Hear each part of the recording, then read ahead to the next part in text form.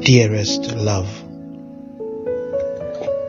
With a hot red painting on the nails, she saw her husband wince and asked what was wrong. She knew from where he was looking that it was with the paintings on her nails, and she laughed and said she would go and remove it, and that she had told the lady that she did not like the color, and added that even her husband did not like the paintings in the first place. That is why she has always used only the cooler colors. She said it with a laugh, but did not know that behind her, those that did the painting for her knew her husband. They have said it undertone that he was a hypocrite, for he tells others not to do it, and all his close friends do not do it, but he allows his wife to do it. She never knew that though they laughed with her and offered new advice and encouragement on what she could do subtly, the one who previously believed in plain and natural beauty was now hooked on the things she previously would have abhorred. Now, the serpent was more crafty than any other beast of the field that the Lord God had made.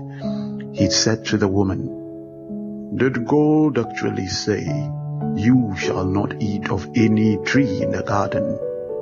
And the woman said to the serpent, "We may eat of the fruit of the trees in the garden, but God said, 'You shall not eat of the fruit of the tree that is in the midst of the garden, neither shall you touch it, lest you die.'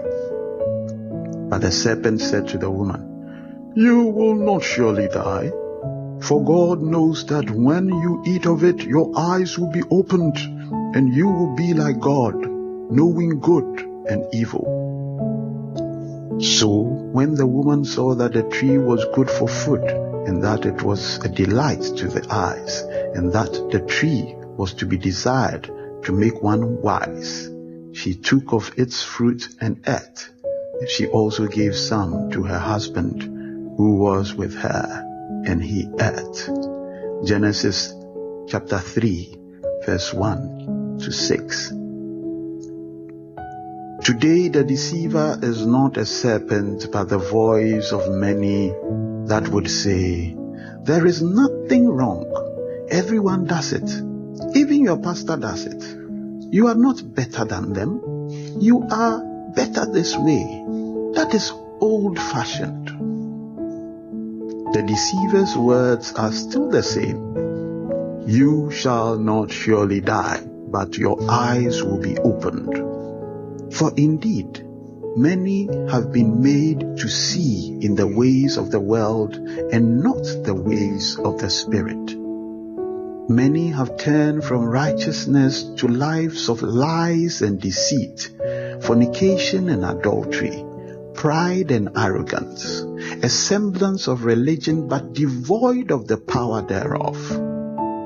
Gradually, the Lord's words come true as we die, now screaming at the top of our voices to reach God, climbing higher and higher mountains to get closer to Him who from Christ was now to be dwelling among us and in our hearts.